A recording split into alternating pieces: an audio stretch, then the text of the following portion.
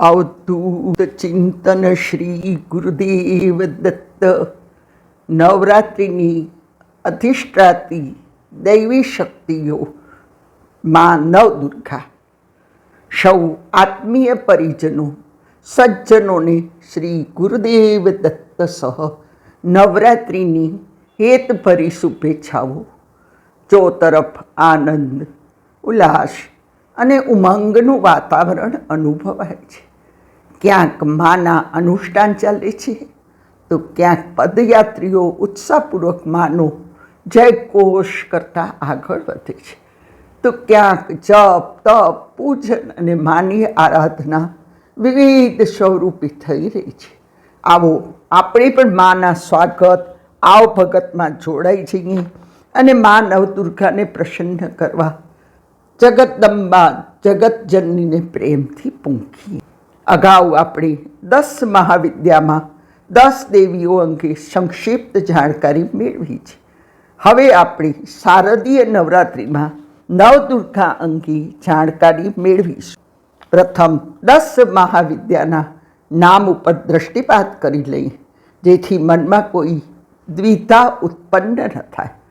1 મહાકાળી, 2 તારા, 3 ત્રિપુરા સુંદરી, 4 ભુવનેશ્વરી, 5 છિન્નમસ્તા, 6 ત્રિપુરા ભૈરવી, 7 ગુમાવતી, 8 બગલામુખી, 9 માતંગી અને 10 કમલા. આ પૈકી 3 દેવીઓ અતિ ઉગ્ર, 3 દેવીઓ અતિ સૌમ્ય અને 4 દેવીઓ સાધકની સાધનાને અનુરૂપ રહે છે.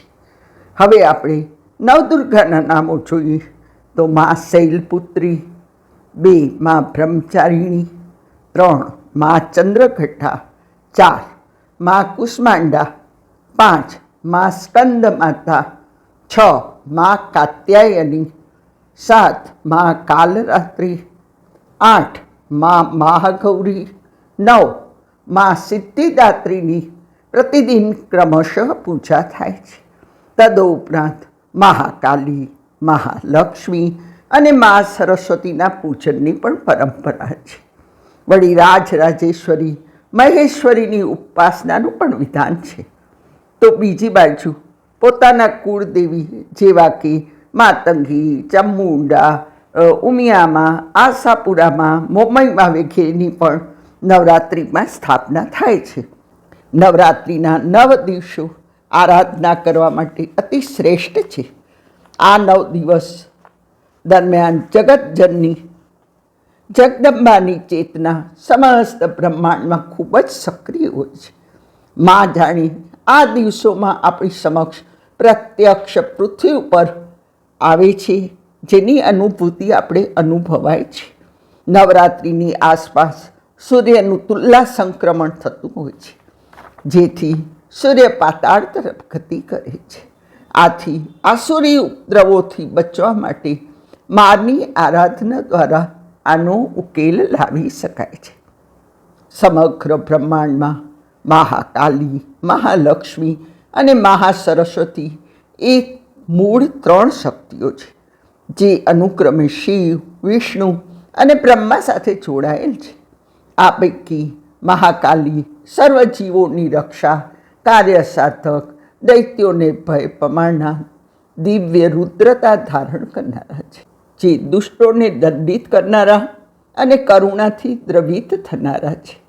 જ્યારે મા લક્ષ્મી જગતની બધી જ સંપત્તિ અને ઐશ્વર્યની સ્વામિની છે, જે શુભ અને સૌમ્ય છે, જે ધન ધાન્યને ઉઘાડનારા, સૌભાગ્ય પ્રદાન કરનારા, જે સુવર્ણ વર્ણવાળા વિષ્ણુપ્રિયા કમલાસીની છે. જ્યારે પ્રાણી માત્રમાં જ્ઞાન, પ્રજ્ઞા અને બુદ્ધિ મહાસરસ્વતી સંભાળે છે, જે સર્વશાસ્ત્રોની રચના કરનારા, જે બ્રહ્મ તત્વને જાણનારા અને પૂર્ણતા પ્રિય છે. પોતાના લક્ષ્યમાં લીન રહેનાર, સહજ જ્ઞાનરૂપ જડતાને દૂર કરનારા યોગયુક્ત છે. આ 3 શક્તિઓ દ્વારા બ્રહ્માંડમાં ચૈતન્ય શક્તિ ઉત્પન્ન થાય છે. તેથી જ તે જગત જનની જગદંબા તરીકે ઓળખાય છે. અને આપણને બુદ્ધિ, ઐશ્વર્ય અને શક્તિ પ્રાપ્ત થાય છે. પરમ ઉત્કૃષ્ટ આદ્ય શક્તિ, વિશ્વ શક્તિ, જે વેદ રૂપા, શ્રુતિ રૂપા છે, તેવા વિશ્વેશ્વરીને આપણે પણ નમન કરીએ. આદરણીય શ્રી અશ્વિનભાઈ રાવલે એમના એક લેખમાં આ ચૈતન્ય શક્તિથી કુળદેવી સુધીની શક્તિને સુંદર સમજાવેલ છે. સમગ્ર બ્રહ્માંડ જગદંબાના નિયંત્રણમાં છે અને આ મહાશક્તિ દ્વારા સંચાલિત થતી અનેક નાની નાની શક્તિઓ અને યોગિનીઓ પૃથ્વી ઉપર સક્રિય છે, જે વિવિધ નામોથી ઓળખાય છે. આ નાની શક્તિઓ પોતાની મર્યાદામાં રહીને ફળ આપે છે.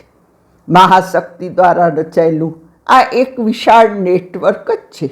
આથી નાની નાની શક્તિ દ્વારા જ મહાશક્તિ સુધી પહોંચી શકાય છે. જેમ શેરી મોહલ્લો મળીને ગ્રામ પંચાયત બને છે, તો કેન્દ્ર સરકારનો તે એક હિસ્સો જ બને છે, જેથી ગ્રામથી દેશ સુધીના નેટવર્કમાં આપણે ક્યાંક ને ક્યાંક જોડાયેલા હોઈએ છીએ. બસ એ જ રીતે આપણા કુળદેવી પણ જગદંબાની પરમ ચેતનાનો એક નાનકડો અંશ કે હિસ્સો છે. આપણા કુળદેવી પણ પૃથ્વી ઉપર રહેલી અનેક શક્તિઓ પૈકીની એક હોય છે, જે મહાશક્તિનો જ એક અંશ હોય છે. આપણે કોઈ પણ ચોક્કસ કુટુંબમાં જન્મ લઈએ એટલે એ કુટુંબની રક્ષા કરતી જે દેવી હોય એ આપણી પણ કુળદેવી આપોઆપ બની જાય છે. આ કુળદેવી જે તે જન્મ પૂરતી જ હોય છે, જેથી હિન્દુ ધર્મ મુજબ દરેક વ્યક્તિએ કુળદેવીની પૂજા અવશ્ય કરવી જોઈએ. સારા પ્રસંગે કુળદેવીને ઘરમાં આમંત્રણ આપવું જોઈએ. જો કુળદેવીનું મંદિર હોય તો પરિવાર સાથે દર્શન પણ કરી આવવા જોઈએ. 9 દિવસ નવરાત્રિમાં કુળદેવીનું પૂજન કરી નોમના દિવસે કુટુંબની પ્રથા પ્રમાણે નૈવેદ્ય ધરાવવું જોઈએ. આમ કુળદેવીના પૂજનથી જ નેટવર્ક દ્વારા મા જગદંબા સુધી આપણી ભક્તિ પહોંચે છે. અર્થાત બ્રહ્માંડ રૂપી નેટવર્કનો એક અંશ કે છેડો આપણા ઘર સુધી વિસ્તરેલો છે.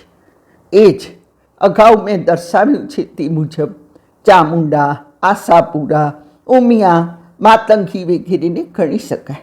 જે રીતે નેટવર્કનો વિસ્તાર આપણા ઘર સુધી છે, તે જ પ્રમાણે આ શક્તિઓનું સંકલન અને નેટવર્ક પણ બ્રહ્માંડમાં એ જ રીતે કામ કરે છે. આપણે જગદંબા અર્થાત જગતની 3 મહાશક્તિઓ મા કાળી, મા લક્ષ્મી અને મા સરસ્વતી અને કુળદેવી વિશે સમજી ગયા છીએ. જેથી હવે આપણે નવદુર્ગાના સ્વરૂપ અંગે જાણકારી મેળવીશું. તે પહેલાં એક અન્ય સમજૂતી પણ જરૂરી છે, કેમ કે 10 મહાવિદ્યા અને નવદુર્ગા બંનેમાં મા કાળી નામ સમાન રૂપથી આવે છે. મા કાલરાત્રિ એ મા કાળીનું જ સ્વરૂપ છે અને તે બંગાળમાં શ્રી રામકૃષ્ણ પરમહંસ દ્વારા પૂજનીય છે. બંગાળ અગાઉ મંત્ર, તંત્ર કે કાળા જાદુના પ્રદેશ તરીકે પણ ઓળખાતો હતો, જેનું કારણ ઉગ્ર મહાકાળી માની સાધના, જે પ્રચંડ અને અત્યંત ભયંકર સ્વરૂપે કાપાલિકો કરતા હતા. અહીં એક આડ વાતની જાણકારી અતિ જરૂરી છે, કેમ કે તો જ આપણે મહાકાળીના સાચા સ્વરૂપને સમજી શકીશું. આપ સૌએ રામકૃષ્ણ મિશન દ્વારા પ્રકાશિત સામયિક પ્રબુદ્ધ ભારતનું નામ સાંભળ્યું હોય કે વાંચતા હો તો તેનો એક અંક રિફ્લેક્શન ઓફ તંત્ર જાન્યુઆરી 2016માં બહાર પડેલ છે. તેમાં આ ગૂઢ તત્વોને આવરી લેવાયેલ છે. તેમજ તેમાં મોટા ગજાના વિદ્વાનો, સાધુ સંતોએ મહાકાલી અને તંત્રોપાસના અંગેની ચર્ચાઓ કરેલ છે. જોકે આ લેખો કે ચર્ચાઓ અહીં અસ્થાને હોય, માત્ર તેનો ઉલ્લેખ કરેલ છે. પરંતુ આપણે પ્રબોધ ભારત સામયિક અંગે જાણવું એક ભારતીય તરીકે જરૂરી હોય, તેની સંક્ષિપ્ત ઓળખ આપણે પણ મેળવી, કેમ કે તેની સ્થાપના સ્વયં સ્વામી વિવેકાનંદે ઈસવીસન 1896ના જુલાઈમાં કરેલ અને ત્યારથી સામયિક પ્રકાશિત થાય છે. તેના એક સૂત્રથી તો આપ સૌ પરિચિત જ છો: ઉઠો, જાગો અને દેહ પ્રાપ્તિ સુધી મંડ્યા રહો. આ સામયિકમાં ઇતિહાસ, ધર્મ, સંસ્કૃતિ અને આધ્યાત્મિક બાબતોનો સમાવેશ થાય છે. આ સામયિકનો હેતુ યુનિવર્સલ સત્યને લોકોના ઘર સુધી પહોંચાડવાનો છે અને અંધશ્રદ્ધા કે અંધકારમાંથી આધ્યાત્મિક પવિત્ર પ્રકાશ સુધી લોકોને લાવવાનો છે. મારા માયાવતી અદ્વૈત આશ્રમ સેન્ટ્રલ હિમાલયાના રોકાણ દરમિયાન સ્વામીજી વિદેશથી સૌ પ્રથમ છાપકામ માટે જે મશીનરી લાવ્યા હતા તે જોઈને અનુભવેલ છે. કેમ કે આ મશીનરી આજે 125 વર્ષથી વધુ થયા છતાં ચાલુ હાલતમાં છે. વળી આજે પણ આ મેગેઝિન પ્રથમ માયાવતી અદ્વૈત આશ્રમમાં તૈયાર થાય છે, જેને સ્વયં શ્રી રામકૃષ્ણ પરમહંસે આશીર્વાદ આપેલ છે. કલકત્તામાં પ્રાચીન કાલી મંદિર અને પૂજ્ય રામકૃષ્ણ પરમહંસ અને મા શારદામણી રહેતા હતા. તે રાણી રાસોમણીનું દક્ષિણેશ્વર કાલી મંદિર પ્રસિદ્ધ છે. દક્ષિણેશ્વર કાલી મંદિરમાં પૂજ્ય રામકૃષ્ણ અને મા શારદામણીએ પોતાના જીવનનો ઘણો સમય અહીં વ્યતીત કરેલ છે. આ અંગેનો એક અલગ ઇતિહાસ છે, જે માટે અલગથી વક્તવ્ય આપી શકાય, જેથી અહીં માત્ર આપણે કાલી મંદિર અને દક્ષિણેશ્વર કાલી મંદિરનું વિહંગાલોકન જ કરેલ છે. કાલી ઘાટ ઉપર સતીના જમણા પગનો અંગૂઠો પડ્યો હતો, જેથી તે એક શક્તિપીઠ છે. કાલી ઘાટ, કાલી મંદિર એ પશ્ચિમ બંગાળના કલકત્તામાં આવેલા છે, જે હિન્દુ તાંત્રિક પરંપરામાં 10 મહાવિદ્યાઓ પૈકીની એક કાલી પૂજા પરંપરામાં સમર્પિત છે. આમ 52 શક્તિપીઠો પૈકીનું આ એક મંદિર છે. હવે આપણે ક્રમશઃ નળ દુર્ગામાના અંગે સંક્ષિપ્તમાં જાણકારી મેળવીશું. હવે આપણને ખ્યાલ છે કે જગતની તમામ શક્તિઓ અંતે તો મા લક્ષ્મી, મા કાલી અને મા સરસ્વતી સાથે જોડાયેલી છે. તેમજ તેઓ દ્વારા જ અવતરિત થયેલ છે. જેથી પ્રથમ આપણે દક્ષ પ્રજાપતિના યજ્ઞમાં ભગવાન શિવના અનાદરના કારણે સતીએ જે પ્રાણ ત્યાગ્યા હતા અને સ્વયં અગ્નિ ઉત્પન્ન કરીને હવનકુંડમાં કૂદી પડ્યા હતા, ત્યારે તેઓના દેહને લઈ અને શિવ બ્રહ્માંડમાં ફરે છે.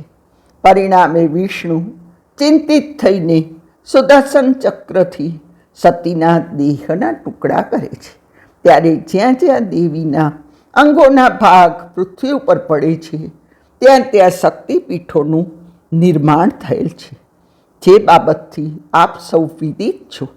માટે 51 શક્તિપીઠોના અનુકૂળતા મુજબ દર્શન કરવા જોઈએ.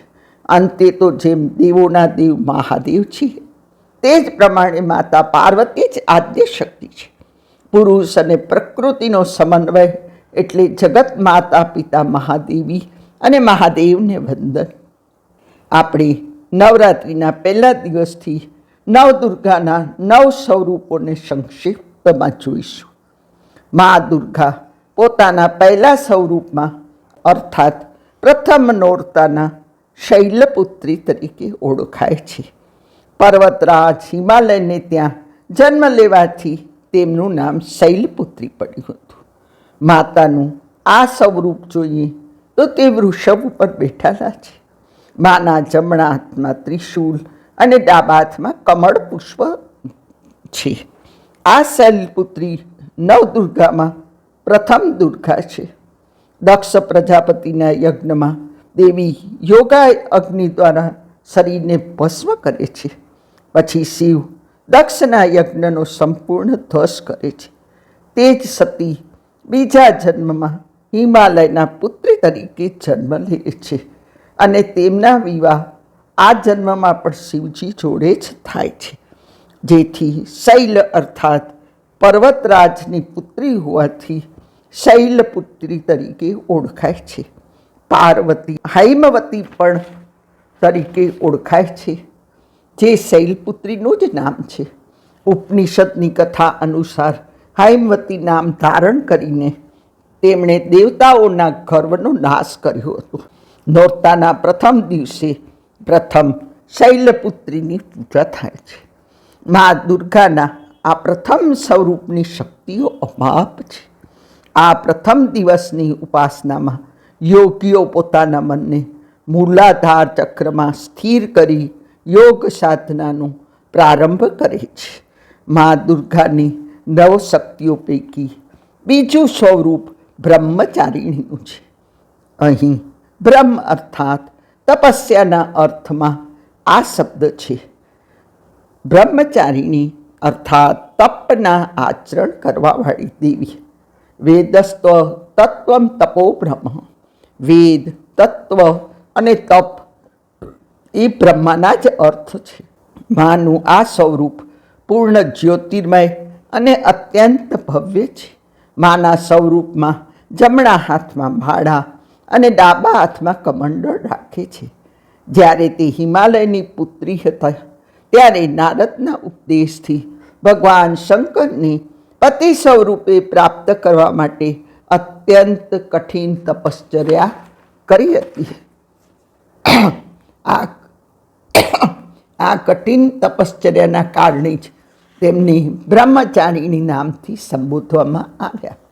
માની તપશ્ચર્યાનું વૃત્તાંત અતિ કઠિન છે, પરંતુ છેલ્લે હજારો વર્ષની તપશ્ચર્યા કર્યા બાદ સૂકા પાંદડાના આહારનો પણ માએ ત્યાગ કર્યો. ત્યારે તેઓ અપર્ણા નામથી ઓળખાવા લાગ્યા. નિરાહાર અને નિર્જળ એ તપની પરાકાષ્ઠા હતી. મા આવા તાપથી અત્યંત ક્ષીણ થઈ ગયા હતા. ત્યારે માતા મેનાવતી એને જોઈને એને તપશ્ચર્યા મુક્ત કરવા માટે ઓ મા, જેમ આપણે પણ ઓ મા બોલીએ છીએ તે પ્રમાણે જ એમણે ઓ મા નહીં નહીં કહ્યું. ત્યારે માનું એક નામ ઉમા પડી ગયું. દેવીની આવી આકરી તપશ્ચર્યા જોઈ તેને અભૂતપૂર્વ કહેવાય છે. ત્યારે બ્રહ્માજી આકાશવાણી દ્વારા માને સંબોધિત કરીને કહે છે કે તમારી મનોકામના પૂર્ણ થશે અને ભગવાન શિવ તમને પતિ સ્વરૂપે પ્રાપ્ત થશે. હવે તમે તપશ્ચર્યામાંથી મુક્તિ મેળવી ઘેર જાઓ. તમારા પિતા તમને લેવા માટે આવે છે. માનું આ સ્વરૂપ ભક્તો અને સિદ્ધોને અનંત ફળ આપે છે. જીવનના કઠિન સંઘર્ષોમાં પણ મન કર્તવ્યમાંથી વિમુખ નથી થતું. બીજા નોરતાના માના આ સ્વરૂપની ઉપાસના કરવામાં આવે છે અને તે દિવસે સાધકનું મન સ્વાધીનાષ્ટ ચક્રમાં સ્થિત થાય છે, જેથી યોગી માની કૃપા અને ભક્તિ પ્રાપ્ત કરે છે. મા દુર્ગાની ત્રીજી શક્તિનું નામ ચંદ્રઘટા છે. ત્રીજા નોરતાના માના આ વિગ્રહની પૂજા આરાધના કરાય છે. આ સ્વરૂપ પરમ શાંતિદાયક અને કલ્યાણકારી છે. આ સ્વરૂપમાં માના મસ્તક ઉપર એક ચંદ્ર અર્ધઘંટાકાર સ્વરૂપે હોય તે મા ચંદ્રઘટા કહેવાય છે. માનું સ્વરૂપ સુવર્ણ સમાન ચમકદાર છે. માની 10 ભુજાઓ છે. આ હાથમાં શસ્ત્રો, આયુધો તથા બાણ વગેરે ધારણ કરેલ છે. માની સવારી સિંહ ઉપર છે. માની મુખમુદ્રા યુદ્ધ માટે તૈયાર છે તેવા ભાવ છે. માની ચંડધ્વનિથી અત્યાચારી, દાનવ, દૈત્ય, અસુર, રાક્ષસ વગેરે સદૈવ ભયભીત રહે છે. આ દિવસે સાધકનું મન મણિપુર ચક્રમાં પ્રવેશે છે. માની કૃપાથી તેને અલૌકિક વસ્તુઓના દર્શન થાય છે. વિવિધ સુગંધો, દિવ્ય ધ્વનિઓ પણ સંભળાય છે. આ ક્ષણ સાધકને માટે અત્યંત સાવધાન રહેવાની હોય છે. માની આરાધના શીઘ્ર ફળદાતા છે. મા યુદ્ધની મુખમુદ્રામાં હોય ભક્તના કષ્ટ તુરત જ કાપે છે. માના ભક્તો સદા સિંહ જેવા નિર્ભય અને પરાક્રમી હોય છે.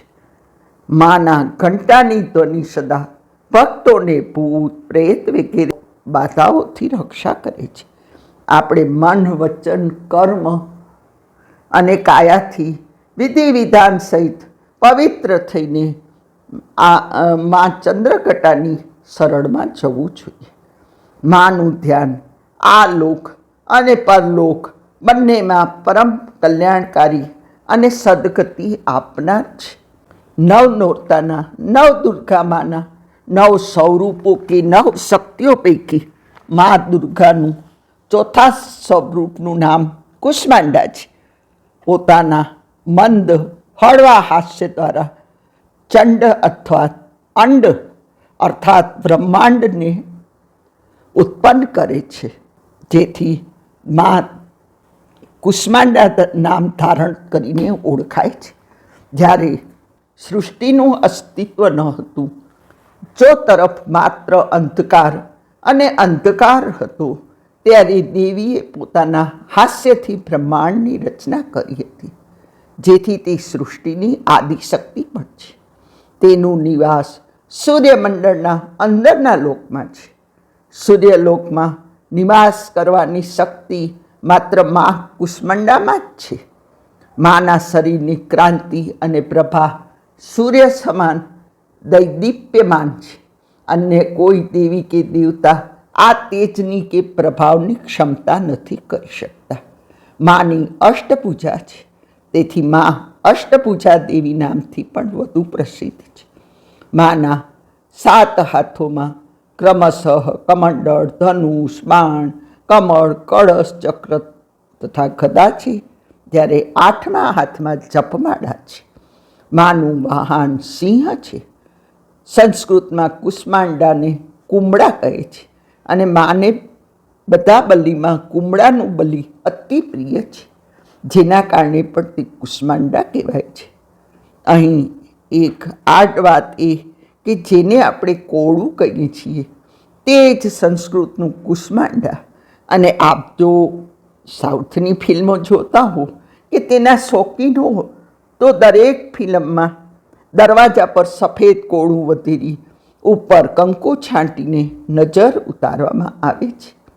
તેમજ દીપોત્સવીના તહેવારોમાં દરેક ઘર પાસે સફેદ કોળું તોડી કંકુ અને મેસ મૂકવામાં આવે છે, જેથી બુરી નજર ઘર કુટુંબ પર ન પડે. મારા ચેન્નઈના વસવાટ દરમિયાન મારી કામવાળી અમારા ઘર પાસે આ વિધિ કરતી અને મને કહેતી કે તારા ઘરને કોઈની બુરી નજર ન લાગે અથવા તો કોઈ બુરી નજરથી તને ન જુએ. તેનો નાશ કરવાની વિધિ આ શક્તિમાં છે. સાઉથમાં આ બાબત બહુ જ પ્રચલિત છે. અર્થાત મા દુર્ગાની આણ આપવામાં આવે છે. અહીં ચોથા દિવસે સાધકનું મન અનાહત ચક્રમાં હોય છે. આથી આ દિવસે અત્યંત પવિત્ર અને અચલ મનથી માના સ્વરૂપને ધ્યાનમાં રાખી ઉપાસના કરવી જોઈએ. મા કુષ્માંડાની કૃપાથી ભક્તોના રોગ શોક નાશ પામે છે. માની ભક્તિથી આયુષ્ય, યશ, બળ અને આરોગ્યની વૃદ્ધિ થાય છે. માની ઉપાસના મનુષ્યોને આધિ વ્યાધિથી મુક્ત કરી સુખ સમૃદ્ધિ અને પ્રગતિ તરફ લઈ જાય છે. આથી માની ઉપાસનામાં સદા તત્પર રહેવું જોઈએ.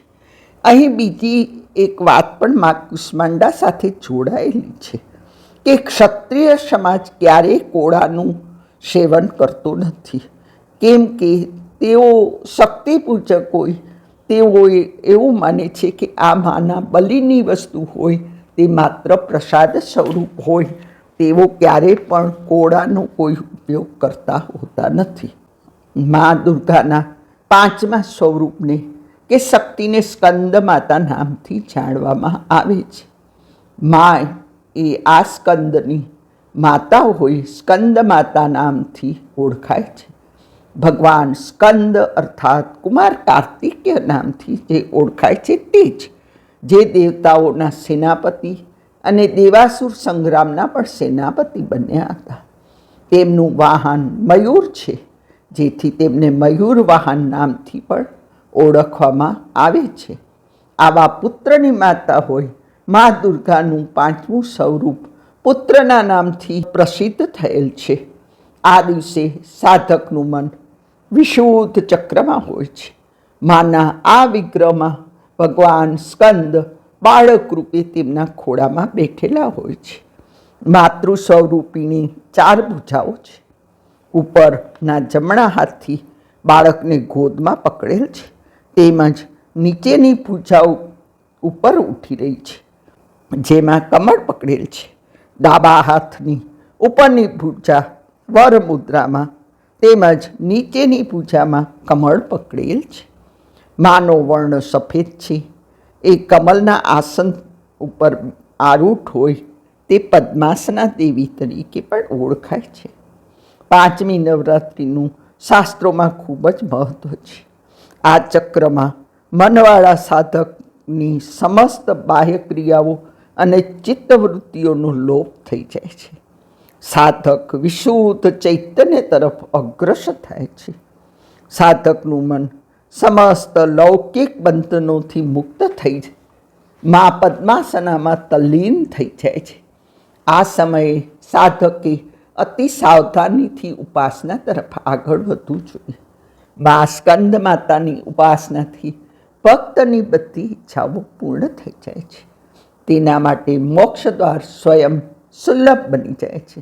સ્કંદ માતાની ઉપાસના સાથોસાથ બાળ સ્કંદ ભગવાનની પણ ઉપાસના આપોઆપ થઈ જાય છે. આ વિશેષતા માત્ર આ સ્વરૂપમાં જ પ્રાપ્ત થાય છે. સૂર્યમંડળની અધિષ્ઠાતી હોવાના કારણે તેના ઉપાસક અલૌકિક તેજ અને ક્રાંતિથી સંપન્ન થઈ જાય છે અને આ પ્રભામંડળ પ્રતિક્ષણ સાધકના યોગક્ષેમનો નિર્વાહ કરે છે. બીજી વિશેષતા મા સ્કંદ માતાની એ છે કે તે સંતાન પ્રદાન કરનાર અને સંતાનના યોગક્ષેમનું વહન કરનાર પણ છે.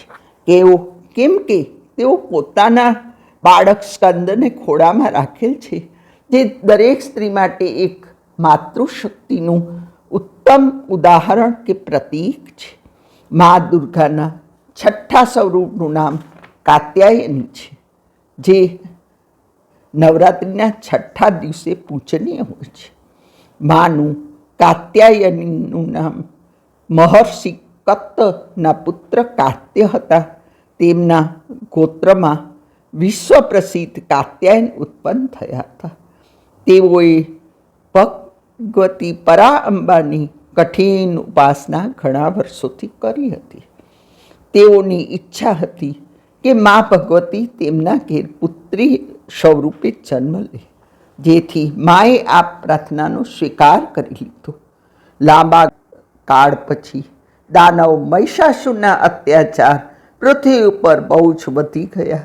ત્યારે ભગવાન બ્રહ્મા, વિષ્ણુ અને મહેશે પોતપોતાના અંશ આપી મહિષાસુરના વિનાશ માટે એક દેવીને ઉત્પન્ન કર્યા. મહર્ષિ કાત્યાયને સર્વપ્રથમ આ દેવીની પૂજા કરી હતી, તેથી તે મા કાત્યાયની કહેવાના. તેઓએ 7મ, 8મ, 9મના 3 દિવસ કાત્યાયનીની પૂજા ગ્રહણ કરી હતી. 10મીના મહિષાસુરનો વધ કર્યો હતો. મા કાત્યાયની અમોઘ ફળદાયક છે. ભગવાન કૃષ્ણને પતિરૂપના પ્રાપ્ત કરવા માટે ગોપીઓએ કાલિંદી યમુના નદીના કિનારે માની પૂજા કરી હતી. આ દેવી વ્રજમંડળની અધિષ્ઠાતી દેવીના રૂપમાં પ્રતિષ્ઠિત છે. માનું સ્વરૂપ અત્યંત ભવ્ય અને દિવ્ય છે. મા સુવર્ણ સમાન વર્ણવાળી છે. માની 4 ભુજાઓ છે. તે પૈકી જમણો હાથ ઉપર અભય મુદ્રામાં ઉઠેલ છે, તો નીચેનો હાથ વર મુદ્રામાં છે. ડાબા હાથમાં, ઉપરના હાથમાં તલવાર અને નીચેના હાથમાં કમળ પુષ્પ શોભે છે. જ્યારે માનું વાહન સિંહ છે. આ દિવસે સાધકનું મન આજ્ઞા ચક્રમાં હોય છે. આ ચક્રમાં સ્થિત મનવાળા સાધક માના ચરણોમાં પોતાનું સર્વસ્વ અર્પણ કરી દે છે. મા કાત્યાયનીની ઉપાસનાથી સરળતાથી ધર્મ, અર્થ, કામ અને મોક્ષ આ ચારેય ફળોની પ્રાપ્તિ થાય છે. માની કૃપાથી રોગ, શોક, સંતાપ, ભય વગેરે નષ્ટ થાય છે. માનો ઉપાસક નિરંતર માના સાનિધ્યમાં રહી પરમપદનો અધિકારી બની જાય છે. મા દુર્ગાની સાતમી શક્તિ કાલરાત્રિના નામથી ઓળખાય છે. માનો વર્ણ ઘનઘોર અંધકાર છે, એકદમ કાળો છે. માથાના વાળ વિખેરાયેલા છે. ગળામાં વીજળી સમાન ચમકતી માળા ધારણ કરેલ છે. માના 3 નેત્રો છે. માના શ્વાસોશ્વાસથી અગ્નિની ભયંકર જ્વાળાઓ નીકળતી હોય છે. માનું વાહન ગધેડો છે. જમણો હાથ વરદસ્ત છે, જે બધાને વર પ્રદાન કરે છે. નીચેનો હાથ અભય મુદ્રામાં છે. ડાબા હાથમાં લોખંડના કાંટા તથા નીચેના હાથમાં ખડગ છે. મા કાલીનું આ સ્વરૂપ અત્યંત ભયાનક લાગે છે, પણ તે સદૈવ બધાને શુભ ફળ આપે છે, જેથી તે શુભમ કરી પણ કહેવાય છે. આથી માના ભક્તોએ કોઈ પણ પ્રકારે ભયભીત થવાની આવશ્યકતા નથી. દુર્ગા પૂજાના 7મા દિવસે સાધકનું મન શસ્ત્રાર ચક્રમાં સ્થિત હોય છે. સાધક માટે બ્રહ્માંડની તમામ સિદ્ધિઓના દરવાજા ખુલવા લાગે છે. એના સમસ્ત પાપો, વિઘ્નોનો નાશ થઈ જાય છે. તેને અક્ષય પૂર્ણ લોકની પ્રાપ્તિ થાય છે. મા કાલરાત્રિ દુષ્ટોનો વિનાશ કરે છે.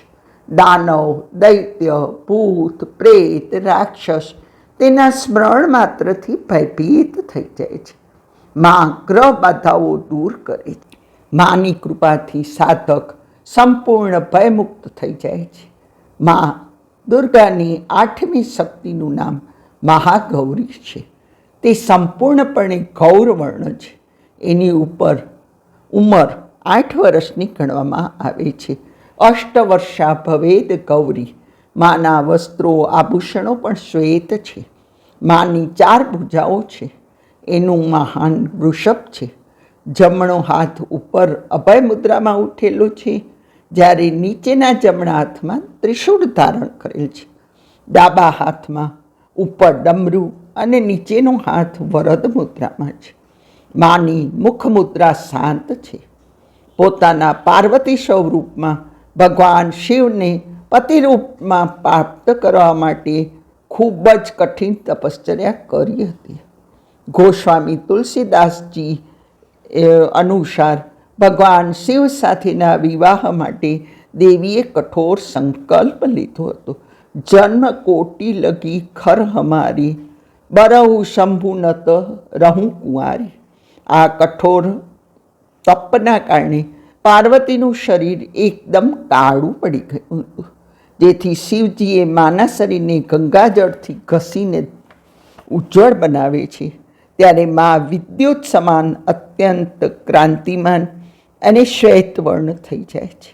ત્યારથી માનું નામ મા ગૌરી પડ્યું.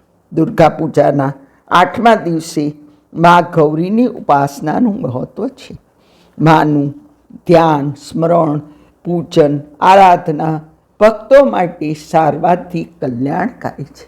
અહીં યાદ રહે કે જ્યારે આપણે કુમારિકા પૂજન કરીએ છીએ ત્યારે માની ઉંમર 8 વર્ષની હોવાના કારણે આપણે અષ્ટમીના લગભગ 1 વર્ષથી 8-9 વર્ષ સુધીની બાળકીનું જ પૂજન કરવાનું હોય છે. 9મા દિવસે નવદુર્ગાની શક્તિ સિદ્ધિદાત્રી તરીકે ઓળખાય છે. આ શક્તિ બધી જ સિદ્ધિઓ આપનાર છે. માર્કંડ પુરાણ અનુસાર 8 સિદ્ધિઓ છે, જ્યારે બ્રહ્મ વૈવર્ત્ય પુરાણમાં શ્રી કૃષ્ણ જન્મખંડમાં આ સિદ્ધિઓ 18 બતાવેલ છે. મા સિદ્ધિદાત્રી ભક્તો અને સાધકોને બધી જ સિદ્ધિઓ પ્રદાન કરવામાં સમર્થ છે. દેવી પુરાણ અનુસાર ભગવાન શિવને માની કૃપાથી જ બધી સિદ્ધિઓ પ્રાપ્ત થયેલ હતી. આ માની અનુકંપાથી જ ભગવાન શિવનું અડધું શરીર દેવીનું થયું હતું, જેથી શિવ જગતમાં અર્ધનારી સ્વરૂપ નામથી પ્રસિદ્ધ થયા. માનું સ્વરૂપ જોઈએ તો 4 ભુજાઓ છે. મા સિંહવાહિની છે. તે કમળાસન ઉપર બિરાજમાન છે. જમણા નીચેના હાથમાં ચક્ર, જમણા હાથમાં ઉપર ગદા તથા ડાબી તરફ નીચેના હાથમાં શંખ અને ઉપરના હસ્તમાં કમળ છે.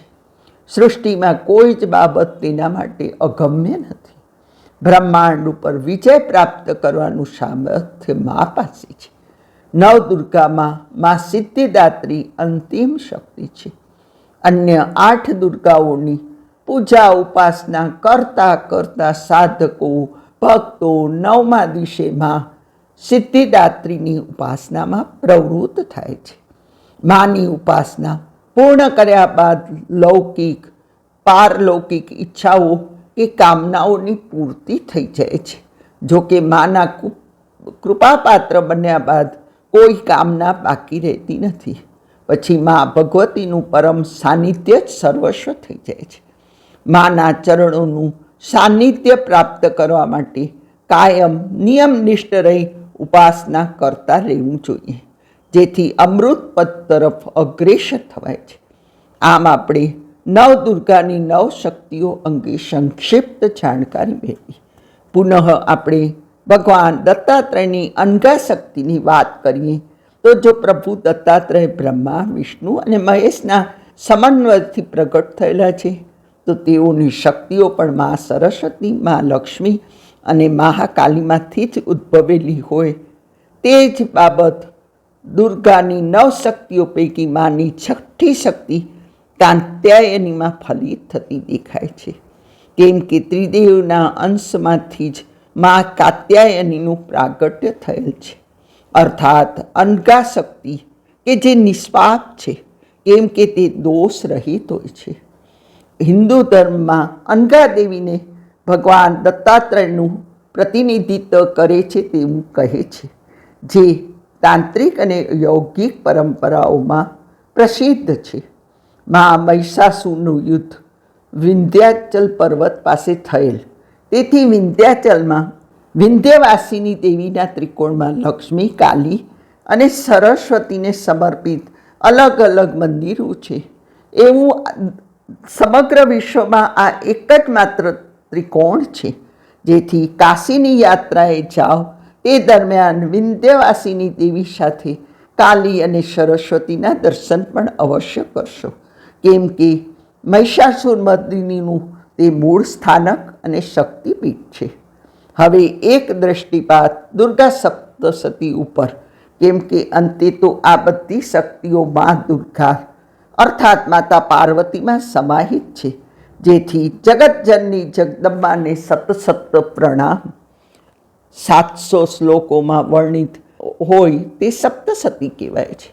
માર્કંડ્ય પુરાણમાં આ દેવી મહાત્મ્ય આવેલું છે. હિન્દુ ઉપાસના પદ્ધતિનો આ મુખ્ય ગ્રંથ છે. કલિયુગમાં કલૌ દેવી વિનાયકૌ વિશેષ ઉપાસ્ય દેવતા છે, જેમાં ગણેશ વિઘ્ન વિનાશક તરીકે પૂજા આરંભના દેવતા છે. પરંતુ દેવીની ઉપાસના ખૂબ જ વ્યાપક અને વિસ્તૃત રૂપથી જગતમાં કરવામાં આવે છે. સપ્તશતીમાં વેદથી માંડી ભક્તિ અને મંત્રતંત્ર સુધી બધાનો સમન્વય છે. ભક્તિપૂર્વક સપ્તશતીનો પાઠ કરવો કે પાઠ સાંભળવો પરમ કલ્યાણકારી છે. સપ્તશતીના અધ્યાય 12માં સ્પષ્ટ છે કે તંત્રની ક્રિયા કરતાં પણ દેવીની આરાધનાથી વધુ ફળ પ્રાપ્ત થાય છે. આપ સૌ શારદીય નવરાત્રિમાં હવનમાં સપ્તશતીનું મહિમા ગાન અવશ્ય કરજો કે સાંભળજો. મા સૌ પર પ્રસન્ન થાય તેવી અભ્યર્થના સહ મા રૂકંબાને કોટી કોટી પ્રણામ અને વંદન. વંદુ રૂકંબા માતને અંશુયા સાક્ષાત, દો સુભાશિષ ભગવતી માગું જોડી હાથ. ચિત્તકલારૂપ માતા પિતા બોધ સ્વરૂપ દંપતીને ભાવપૂર્વકની વંદના સહ અવધૂત ચિંતન શ્રી ગુરુદેવ દત્ત. જય માં, જય માં, જય માળી. ભગવતી આપો સુભાશિષ એવી વંદના સહ નારાયણી નમોસ્તુતે, નારાયણી નમોસ્તુતે.